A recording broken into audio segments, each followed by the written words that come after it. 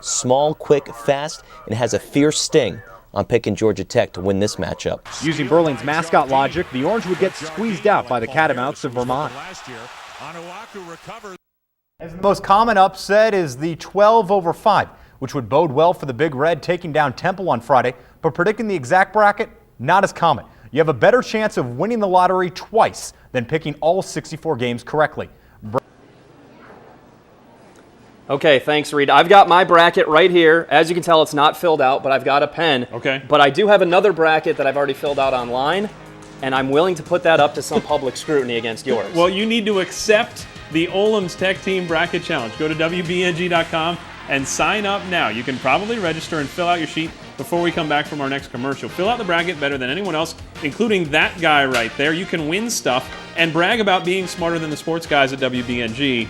Which, let's be honest, it doesn't take much to do that. It's really not that big a deal. But you could win an HD TV and a recliner from Olam's and then invite us over to watch the games at your place. Do it right now, WBNG.com, and test your knowledge against the best ever. That would be me. Right. Okay, well, still to come. We like the Cinderellas, but we've got one team from our area that's no Cinderella. Big favorite, they call it the Chalk. We'll take a look at Syracuse and see why it's a family affair for the Orange coming up in the tournament. Plus, In about seventh grade, I do 3 things better than anybody in the world. we all know about the special talents of the Cornell players, but do you know about their coach's gift? His players will explain next as we continue our march into madness.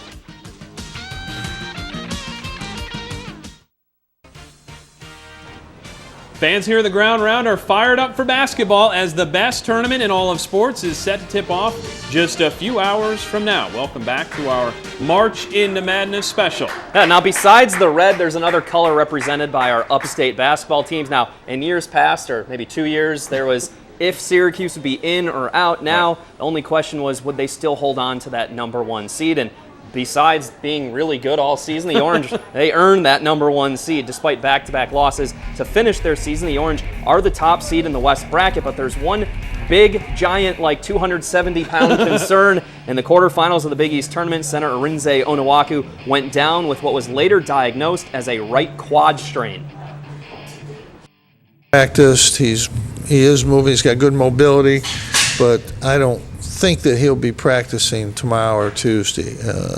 He's, I would say at best, unlikely to play this weekend. I mean, at that point I was in a lot of pain, so of course you're thinking the worst at that time, but I mean ever since I've been getting treatment, it's been gradually getting better, so I'm definitely happy about that.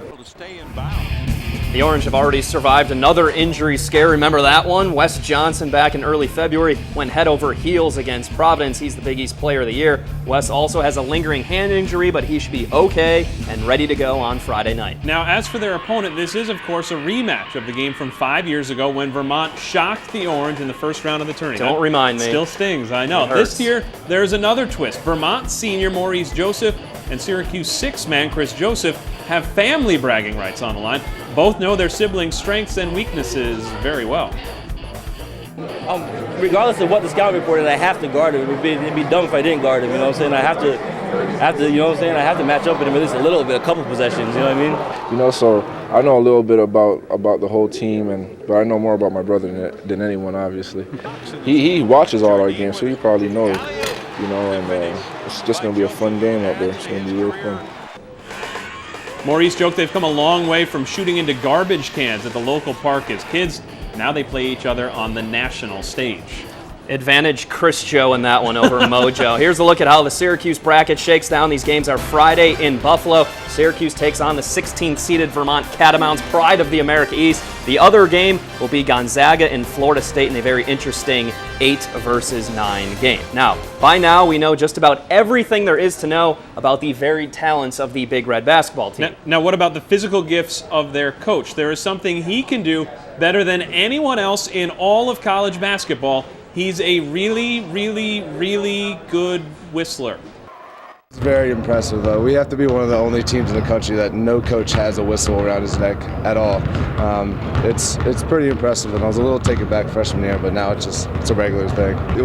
The guys and I practice, but we just can't get it like he can now. And no matter how loud the gym is, I think we heard him at Kansas too. I think he can penetrate any amount of volume in any arena. I think it's pretty ridiculous. No, he's really good at it. I mean, I feel like if he was on a football field, you'd be able to hear it. And he's a solid whistler.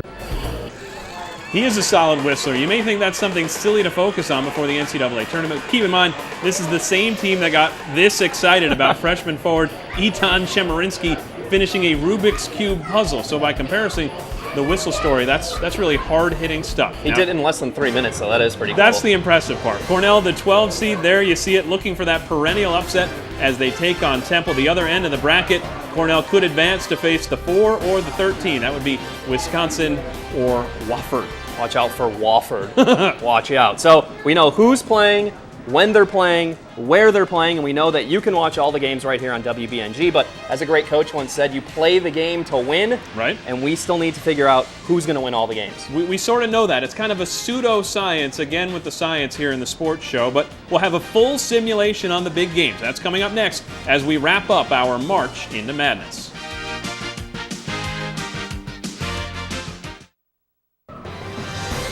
Finishing up a very festive St. Patrick's Day here at the Ground Round as we continue our March into Madness. And as we showed you last year, predicting the outcome of the real games with the virtual video games is really accurate. Sort of. James Gaddis is back at the studio to explain and give us the outcome of this year's real tournament. James? That's right, Brendan. Last year, Binghamton and Cornell both won their first round games while Syracuse lost. In reality, the exact opposite happened. The lesson: the simulation works if you pick the loser. Let's see how it plays out this year. At GameStop in the Oakdale Mall hosted our simulation. They hooked us up with NCAA 2010 and a PS3. We'll set up our teams, select 10-minute halves, and get to tip-off. All right, buckle up, folks. Here we go. It doesn't take long for Temple to get on the board and run up the score. The Owls take a 9-0 lead 3 minutes into the game after this heave down court. Missed shots and turnovers would plague Cornell as they head into halftime, down 16-4. But Coach Steve Donahue may have given his team a halftime speech for the ages. The Big Red come out strong. Big man Jeff Foote hits the jumper from the block. The next trip down, senior Lewis Dale with a layup in traffic to cut the lead to 8. Cornell hanging in there, still down by 8, 4 minutes to go. Foote misses the fadeaway, but Jeff Reeves is there to slam it home. 2 possessions later, it's Reeves from 3. Now that was a great play right there, Dick. Temple's lead is cut to 2. A minute later, the play of the game. Temple blows the layup. Dale heaves it down court to Cornell's unlikely hero, Jeff Reeves, for the layup. Tie game with 1:22 left. Next possession, Dale gives Cornell its first lead of the game, and the Big Red hold on for the 32-27 comeback upset victory. Now somehow Temple held all-world shooter Ryan Whitman to just 4 points and no three-pointers. Syracuse also won its virtual first-round game and would eventually lose to tournament champion Kansas in the Final Four. Guys, back to you. Okay, James, thanks. I took notes on all of that, so I'm all set now. You're good to go. We're going to find out in just a few hours how the real games go. The NCAA tournament on CBS tips off right here on WBNG starting tomorrow at noon. Thanks for joining us for our March into Madness. We'll leave you tonight as we look back on what was a very successful season for the BU basketball team. Have a great night and enjoy the madness.